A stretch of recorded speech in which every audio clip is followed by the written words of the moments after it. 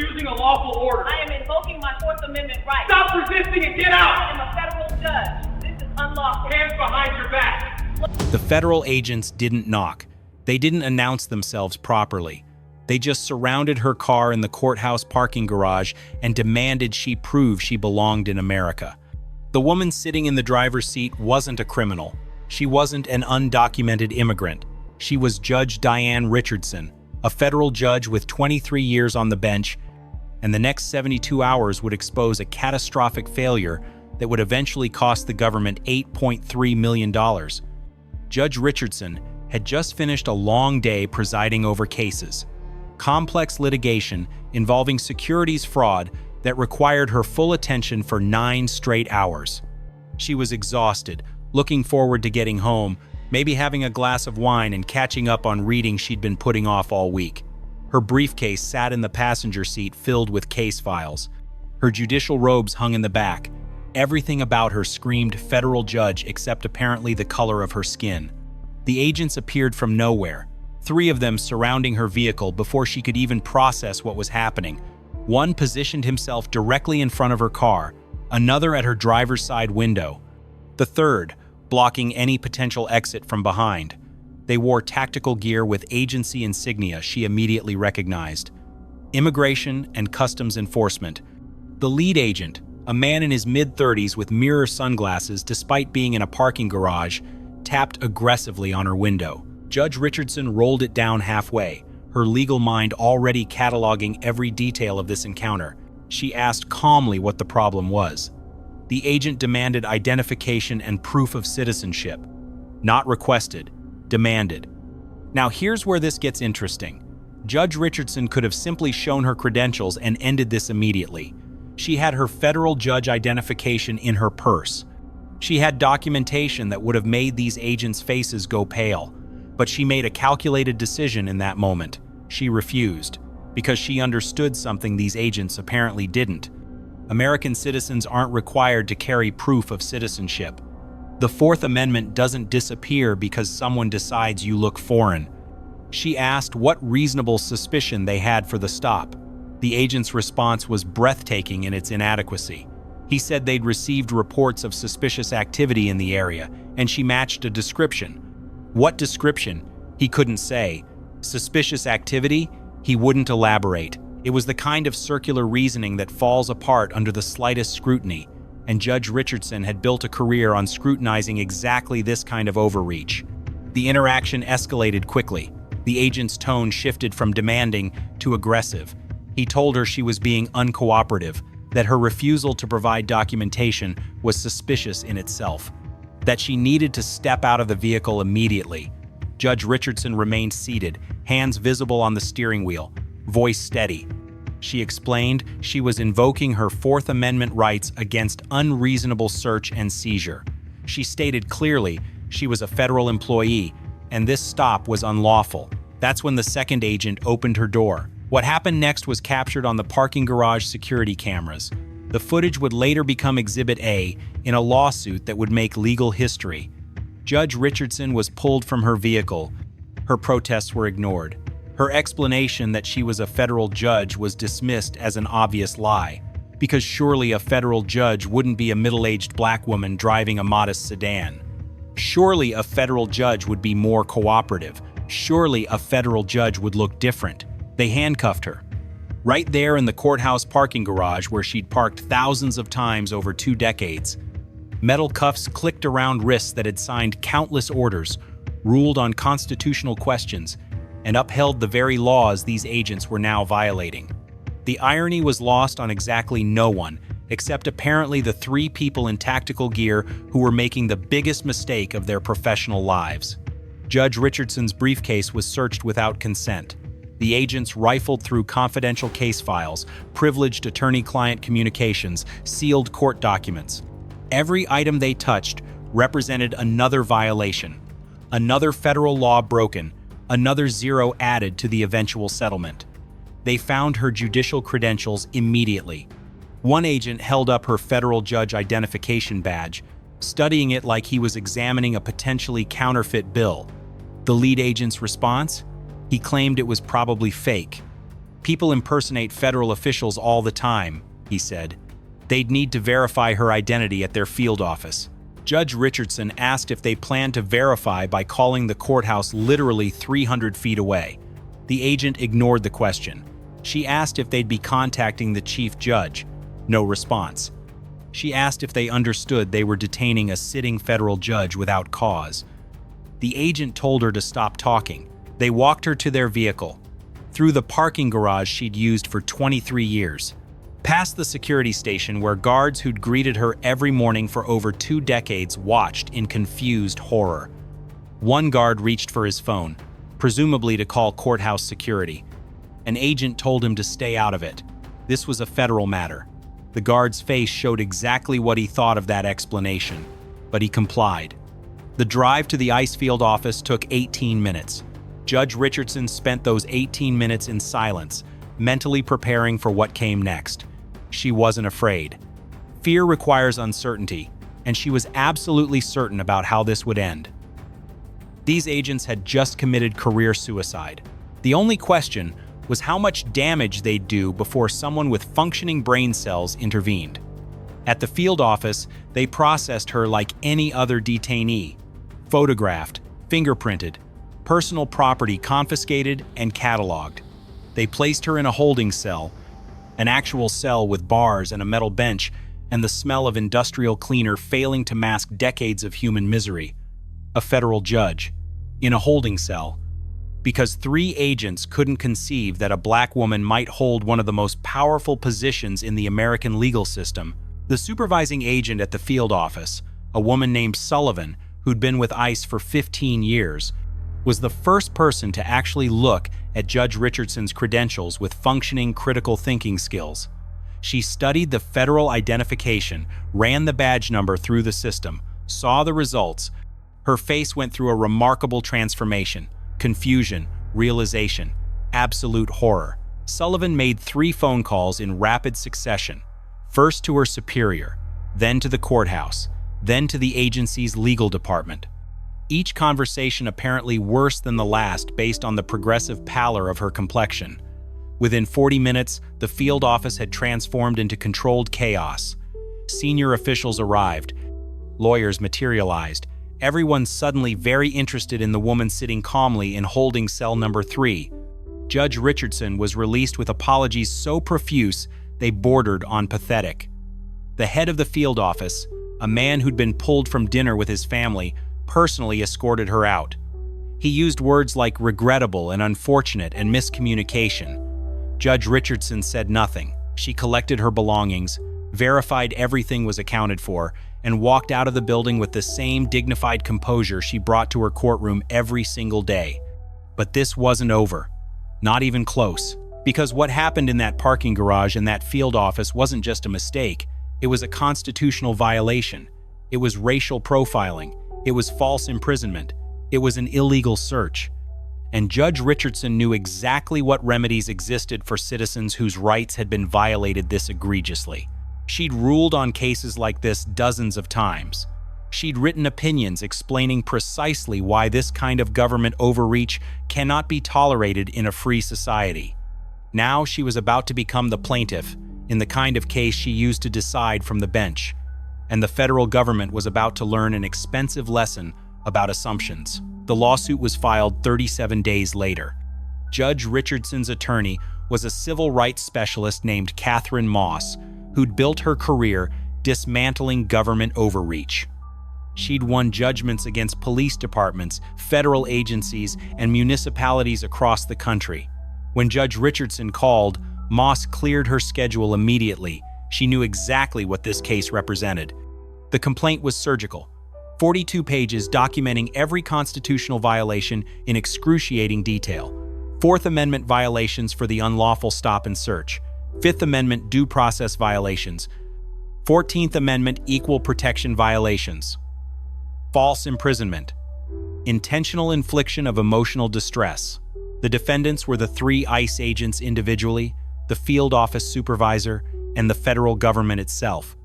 The damages sought were substantial but not astronomical. $1.7 million, high enough to hurt, low enough to seem reasonable given what happened. But the money was secondary. Judge Richardson wanted something much more valuable than a settlement check. She wanted accountability. Federal lawsuits move slowly under normal circumstances. But this case was different. The moment it hit the docket, people noticed. Legal blogs picked it up within hours.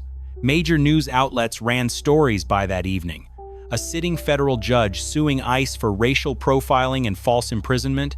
That's not just news. That's a constitutional crisis playing out in real time. The government's initial response was predictable. They moved to dismiss, arguing qualified immunity for the agents. Qualified immunity, that legal doctrine protecting government officials from liability unless they violate clearly established constitutional rights. The same doctrine Judge Richardson had applied countless times from the bench. But here's what makes qualified immunity interesting. It only protects officials when the law isn't clearly established. When their actions fall into some gray area where reasonable people might disagree about constitutionality, detaining someone without probable cause isn't a gray area. Demanding papers from a U.S.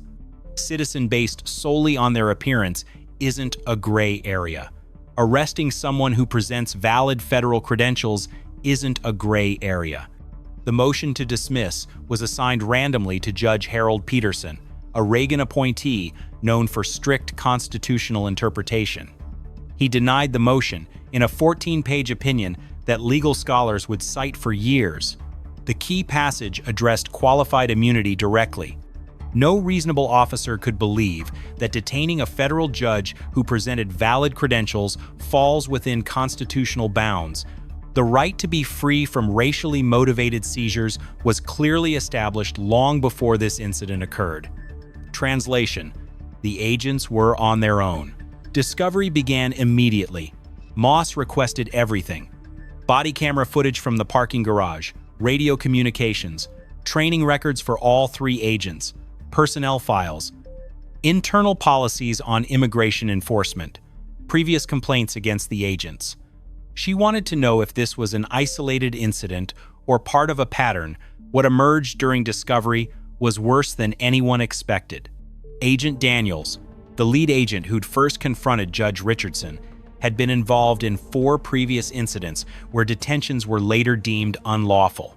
4, all involving people of color, all resulting in quiet settlements paid by the government, none resulting in disciplinary action beyond brief suspensions.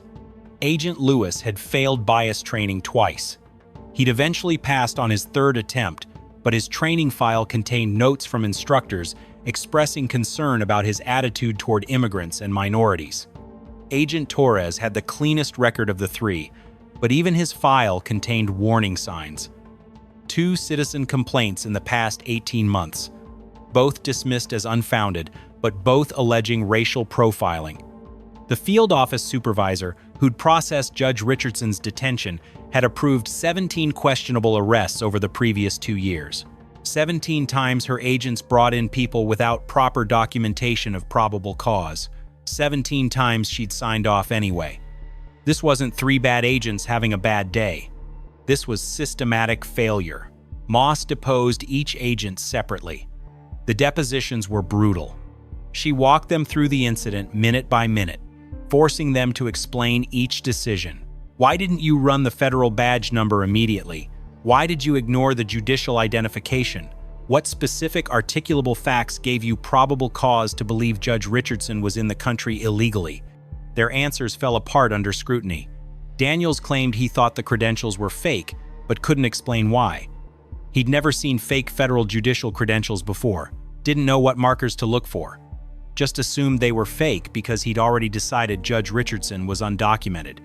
Lewis testified that he'd never encountered a black woman who was a federal judge, so the credentials seemed implausible. Moss let that statement hang in the air during the deposition. Just let the court reporter capture it verbatim. That's the kind of testimony that wins cases. Torres was the smartest of the 3.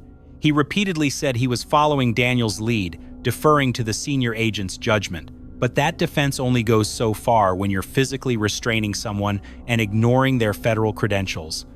The government's attorneys tried damage control. They offered a settlement 6 months into litigation, $400,000 and an agreement that the agents would receive additional training.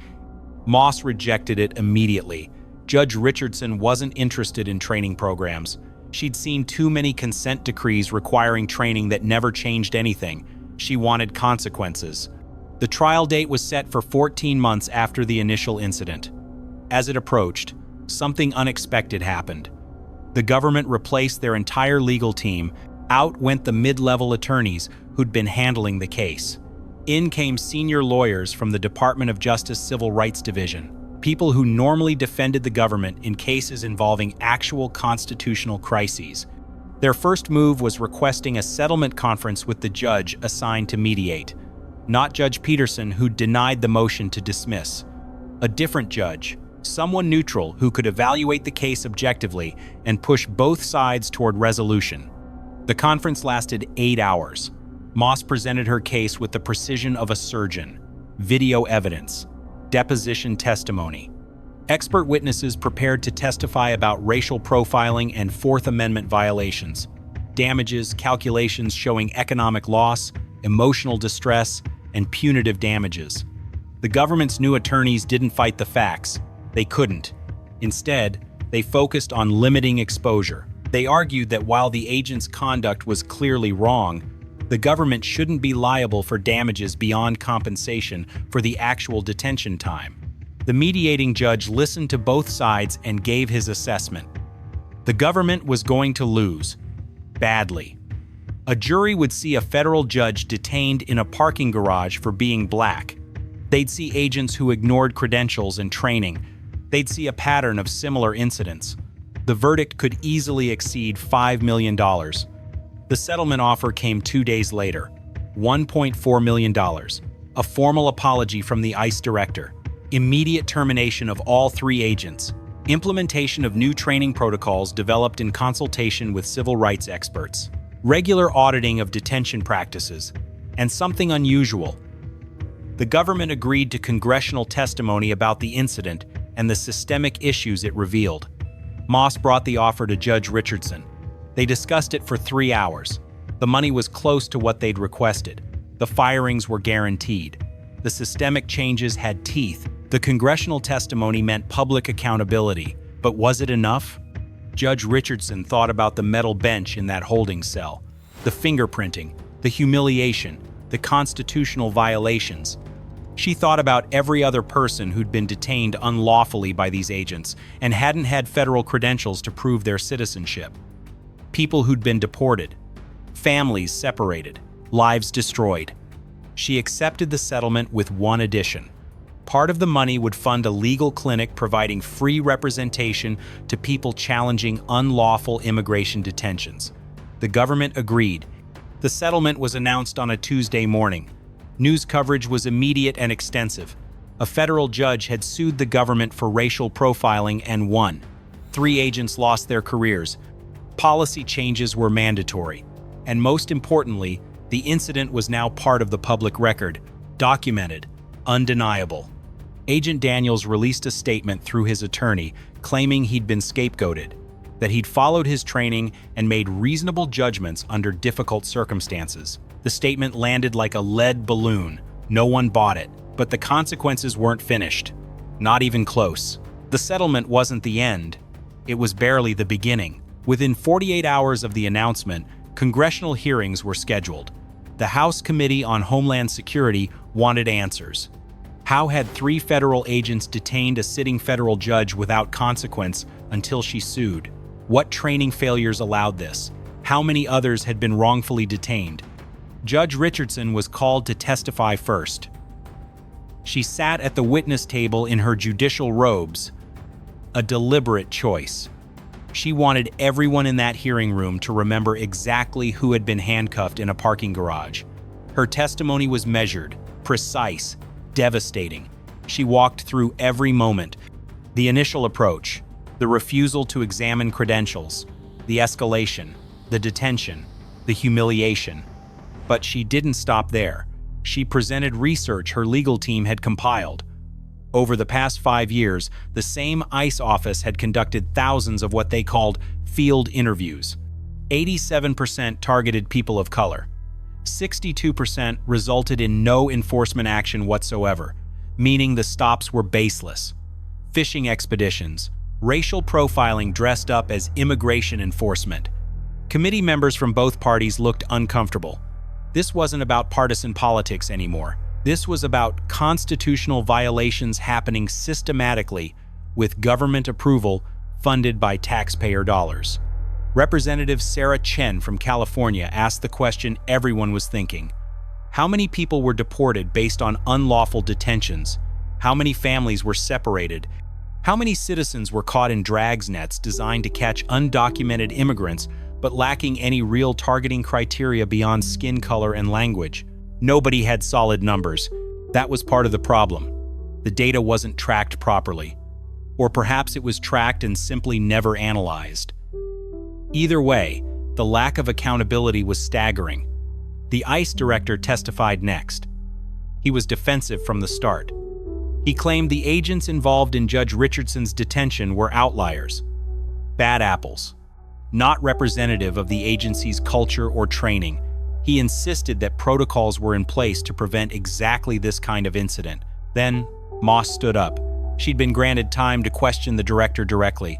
She pulled up the training materials the agents had received. Page after page of procedures for verifying identity, examining credentials, and de-escalating encounters. Everything Daniels and his team had ignored.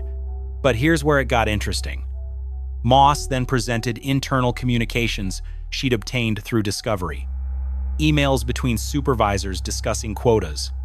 Not official quotas, because those were illegal, but productivity expectations. Agents were evaluated based on how many people they detained and processed. Quality didn't matter. Numbers did. The director's face went pale. These communications weren't supposed to exist, or at least weren't supposed to become public. They revealed what everyone suspected but couldn't prove. The system incentivized aggressive enforcement without regard for accuracy or rights. One email stood out. A supervisor had written, "Don't waste time on extensive verification in the field. Detain anyone who seems questionable and sort it out at the facility. We need to hit our targets this quarter." That single email demolished the bad apple narrative. This wasn't 3 rogue agents. This was policy. Unwritten, unofficial, deniable policy, but policy nonetheless. Congressional hearings don't typically result in immediate action. They're usually theater. Politicians grandstand, witnesses deflect, nothing changes. But sometimes, rarely, they create enough pressure that change becomes inevitable. This was one of those times. Within 2 weeks, the Department of Homeland Security announced a comprehensive review of ICE detention practices. Independent auditors would examine field operations in every major city. Training would be overhauled. Supervisors who'd sent those quota emails were placed on administrative leave pending investigation. But the ripple effects extended further than government reform. Civil rights organizations that had been fighting these battles for years suddenly had a perfect test case. A federal judge who could articulate exactly what millions of immigrants and people of color experienced but struggled to prove in court. Legal clinics began using Judge Richardson's case as a template. They filed dozens of lawsuits on behalf of people who'd been unlawfully detained, people who didn't have federal credentials or law degrees, people who'd been too afraid or lacked resources to fight back. Maria Santos was one of them.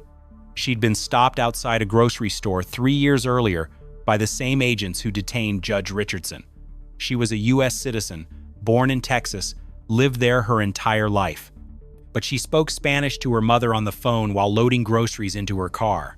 That was enough. The agents demanded identification. She showed them her driver's license. They claimed it could be fake and detained her for 6 hours before confirming her citizenship and releasing her without apology. She'd been terrified to complain, afraid of retaliation, afraid nobody would believe her. Now, with Judge Richardson's case as precedent, Maria had attorneys lining up to represent her. Her lawsuit was filed 4 months after the settlement. It included similar claims: racial profiling, unlawful detention, constitutional violations, and it cited Judge Richardson's case extensively. The government tried to distinguish the cases, Maria wasn't a federal judge. She didn't have the same credentials, but the core facts were identical. Citizens detained based solely on appearance and language. Rights violated. No probable cause. Maria's case settled within 8 months. The amount wasn't disclosed, but sources close to the negotiations said it was substantial. More importantly, it established that you didn't need to be a judge to have rights. Citizenship alone was enough. 17 more cases followed, each one adding pressure, each one costing taxpayers money, each one revealing the scope of the problem. But not everyone saw this as progress. Agent Daniels certainly didn't. After being fired, he'd struggled to find work. His law enforcement career was finished. Nobody would hire someone terminated for detaining a federal judge. He'd applied to private security firms, corporate investigation companies, even retail loss prevention. Everyone passed. He blamed Judge Richardson. In his mind, she'd overreacted, made a federal case, literally, out of a simple misunderstanding. He'd been doing his job, following orders, meeting expectations, and now his life was ruined. Daniels started giving interviews. Conservative media outlets loved his story. Government overreach, political correctness run amok, an agent destroyed for trying to enforce immigration law. The narrative ignored every actual fact of the case, but it played well to certain audiences. He appeared on podcasts claiming he'd been targeted for being effective, that Judge Richardson had pulled strings to destroy him, that the settlement was hush money to cover up her own suspicious behavior. None of it was true. All of it got traction. Judge Richardson didn't respond publicly. She didn't need to. The facts spoke for themselves. The video evidence, the court filings, the settlement terms. Everything was public record. People who wanted truth could find it. But Daniels' media tour did accomplish something unintended. It kept the story alive. Every interview reminded people what had happened. Every podcast appearance generated new articles. Every social media post brought more attention to systemic problems in immigration enforcement. Organizations fighting for immigrant rights used Daniels as a perfect example of why reform was necessary. Here was an agent who still, after everything, couldn't acknowledge wrongdoing, who saw no problem with his actions, who blamed his victim for consequences he'd brought on himself. Meanwhile, the other 2 agents involved stayed silent. They'd also been fired, also struggled to find work. But they'd made different calculations. Fighting publicly would only make things worse. Better to fade into obscurity and hope people forgot. The legal clinic funded by Judge Richardson's settlement opened 6 months after the announcement. It was staffed by experienced immigration attorneys and law students from nearby universities. The demand was immediate and overwhelming. Hundreds of people came forward with stories of unlawful detentions, traffic stops that turned into immigration interrogations, workplace raids where citizens were detained alongside undocumented workers, home visits where agents demanded papers without warrants. Not every case was viable. Some lacked evidence. Others fell outside statutes of limitations, but enough were solid that the clinic filed a new lawsuit almost weekly. Each one chipped away at the system that enabled these violations. The financial impact on the government was substantial. Settlements were adding up. Legal defense costs were mounting. Insurance premiums for law enforcement agencies were increasing. Suddenly, unlawful detentions weren't just constitutional violations, they were budget problems. And budget problems get attention in ways moral arguments sometimes don't. Agencies started changing policies not because it was right, but because it was expensive. Training programs were revised, oversight mechanisms strengthened, complaint procedures streamlined. Progress driven by financial pain rather than moral awakening, but progress nonetheless. Judge Richardson watched these developments from her chambers. She'd returned to her normal caseload, hearing disputes and making rulings like any other day, but she received regular updates from the clinic. Reports on cases filed, outcomes achieved, lives affected. The numbers told a story of systemic change beginning to take root. 2 years after her detention, she was invited to speak at a law school symposium on civil rights enforcement. She rarely accepted such invitations, preferring to let her work speak for itself. But this felt important. The audience was full of future lawyers, future judges, future advocates, people who could carry this work forward. Her speech was characteristically direct. She didn't dwell on her personal experience. Instead, she focused on what it revealed about broader patterns, how power operates unchecked without accountability, how rights mean nothing if people don't know how to assert them, how systems protect themselves unless forced to change. She talked about the importance of documentation, recording interactions, collecting evidence, building cases that couldn't be dismissed or ignored. She emphasized that individual victories meant little without structural reform, that settling one case while leaving broken systems intact was just putting bandages on bullet wounds. The speech resonated. Students approached her afterward with questions. Some shared their own experiences with unlawful stops and searches. Others asked how they could get involved with similar work. Several mentioned they were reconsidering their career plans, thinking about public interest law instead of corporate positions.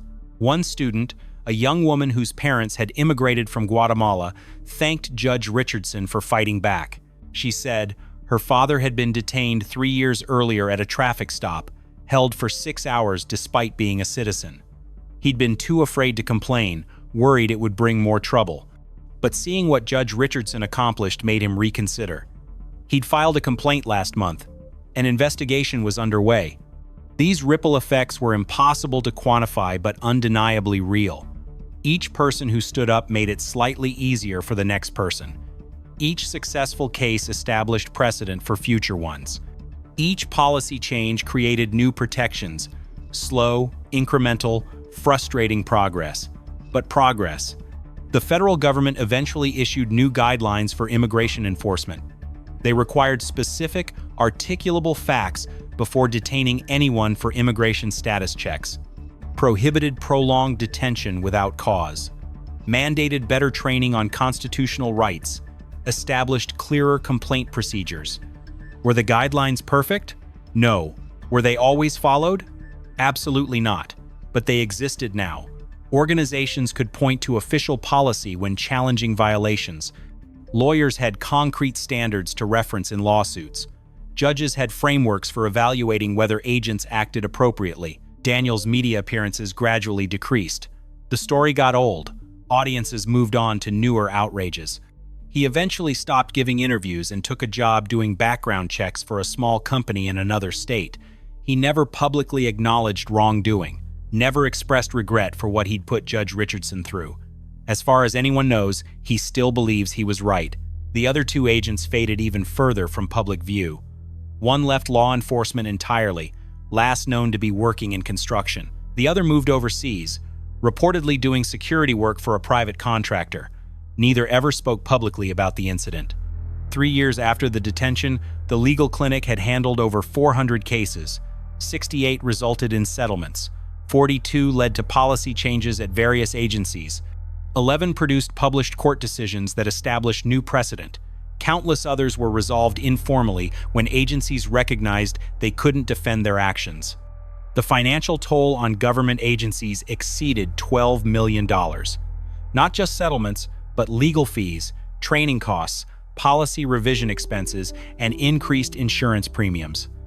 Agencies that once treated unlawful detentions as minor issues now had entire departments devoted to preventing them. Judge Richardson continued serving on the bench. Her rulings remained sharp and well-reasoned, her courtroom efficient and fair. She never sought publicity for what happened, never wrote a book or gave paid speeches. The work itself was enough, but she'd changed in subtle ways. Colleagues noticed she was more patient with self-represented litigants who didn't understand courtroom procedures, more willing to explain legal concepts in plain language, more attuned to power imbalances between parties. The experience of being powerless, even briefly, had deepened her empathy for others in similar positions. 5 years after the incident, Congress held hearings on immigration enforcement practices. Judge Richardson was invited to testify. She considered declining. Testifying meant reliving the experience publicly, meant becoming the face of an issue rather than just another person affected by it, meant dealing with hostile questions from representatives who'd rather defend agents than protect rights. She testified anyway. Her statement was measured and factual. She described what happened without dramatization, presented evidence of systemic problems without partisan rhetoric, proposed specific reforms based on demonstrated needs. She didn't ask for sympathy, didn't position herself as a victim, just explained what went wrong and how to prevent it from happening again. Some representatives thanked her for her service and courage. Others suggested she was exaggerating. One implied she'd somehow provoked the detention through her behavior. She responded calmly to each question, never losing composure, always bringing the discussion back to facts and evidence. Nothing immediately changed after the hearings. Congress didn't pass sweeping reform legislation. No dramatic policy shifts emerged. But the testimony entered the official record. It could be cited in future cases, referenced in policy debates, used by advocates pushing for change. That's how progress actually works most of the time. Not through single dramatic moments, but through accumulated pressure over years. Each lawsuit adding weight, each settlement creating precedent. Each policy change establishing new baselines. Slow, grinding, unglamorous work that eventually shifts what's considered acceptable.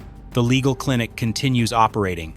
It's handled over 1,000 cases now, secured millions in settlements, changed policies at dozens of agencies, trained hundreds of law students who've gone on to do similar work elsewhere. The ripple effects keep expanding. Unlawful immigration detentions still happen. The problem isn't solved, but it's better than it was. Agents face real consequences now. Victims have clearer paths to justice. Systems have more accountability built in. Not perfect, but improved. Judge Richardson's detention lasted 4 hours. The consequences have lasted years and will continue long after she retires. That's the real measure of what happened that day. Not just one person's experience, but how that experience catalyzed change, affecting thousands of others. She could have accepted the apology and moved on. Could have stayed quiet to avoid controversy. Could have prioritized her comfort over broader impact. She chose differently. Chose to fight back. Chose to demand accountability. Chose to turn personal violation into systematic reform. That choice mattered. Not because it made her special or heroic, but because it demonstrated what's possible when people refuse to accept injustice as inevitable. When they document what happens, build strong cases, push for real consequences, follow through even when it's difficult and uncomfortable. The system doesn't fix itself. It changes because people force it to change. Through lawsuits and complaints and testimony and persistent pressure. Through refusing to let violations slide. Through turning individual incidents into broader fights for accountability. 4 hours in a detention room. Years of impact rippling outward. That's the real story here. Not what happened to one judge one afternoon, but what that judge made happen afterward. The parking garage where it started looks the same as it always did. Cars come and go. People walk to their vehicles after work. Security guards wave at familiar faces. Nothing marks the spot where 3 federal agents made a decision that would cost millions and reshape policy across the country. Judge Richardson still parks there sometimes when she has cases at that courthouse. She's never spoken publicly about whether she thinks about that afternoon when she pulls into her usual spot, whether she glances at the place where agents surrounded her car, whether she feels anything particular when she walks past the security station where guards watched helplessly. What we do know is this: the $8.3 million figure that eventually emerged wasn't just her settlement. It was the cumulative cost across all related cases, policy changes, training programs, and legal fees that followed. Her initial settlement of $1.4 million was just the beginning. The real price tag came from everything her case set in motion. Other agencies learned from what happened. They revised their procedures not out of moral epiphany, but because the alternative was too expensive. Police departments updated their training materials. Border Patrol modified their protocols. Local law enforcement agencies added new sections to their policy manuals about verifying credentials and respecting constitutional rights. The 3 agents never worked in law enforcement again. Their names became cautionary tales in training academies, examples of what not to do. How assumptions and bias can destroy careers and cost taxpayers millions. Whether they learned anything personally remains unclear. Only one ever spoke publicly, and his comments suggested he still saw himself as a victim rather than someone who'd violated fundamental rights. But the broader impact kept spreading. Law students study the case in constitutional law classes. Civil rights attorneys cite it in briefs. Advocacy organizations reference it when pushing for reform. It became part of the legal landscape, a data point in ongoing fights over immigration enforcement, racial profiling, and government accountability. The clinic, Judge Richardson funded with settlement money, has outlasted initial expectations. It was supposed to operate for 3 years. It's been 7 now, sustained by additional grants and donations. The cases keep coming. People who experienced similar violations but lacked resources to fight back. The clinic gives them what Judge Richardson had: skilled attorneys, documented evidence, and the determination to see cases through. Not every case succeeds. Some lack sufficient evidence. Others run into procedural barriers. A few get dismissed on technicalities. But enough win that the work continues. Each victory makes the next one slightly easier. Each settlement establishes precedent. Each policy change creates new standards. The system still isn't fixed. Unlawful detentions still happen. Racial profiling persists. Power still gets abused. But there's more accountability now than before. More oversight. More consequences. More people willing to fight back because they've seen it's possible to win. That's what Judge Richardson's case ultimately demonstrated. Not that justice is guaranteed, or that one lawsuit can fix systemic problems, but that fighting back matters. That documentation and persistence can overcome institutional resistance. That sometimes the system does respond when forced to confront its failures. She went back to work the day after her release from detention, heard cases, made rulings, performed the job she'd been doing for over 2 decades. She didn't let what happened define her or derail her career. She simply refused to accept it as normal or inevitable. 4 hours changed years of policy. One person's refusal to stay silent created space for hundreds of others to speak up. A single case sparked reforms that affected thousands. Not because Judge Richardson was special, but because she understood something fundamental about how change actually happens. It happens when people refuse to accept violations as the cost of existing in their own country, when they demand accountability instead of apologies, when they transform personal experience into systematic pressure. When they do, the unglamorous work of documentation and litigation and testimony, the parking garage looks the same. But the world around it shifted slightly. Not enough, never enough, but more than before. And that difference, small as it might seem, represents real lives affected, real rights protected, real accountability enforced. That's the measure of what happened when 3 agents made assumptions based on skin color and a federal judge decided those assumptions would cost them everything. This case was brutal, but the case on the right spirals completely out of control.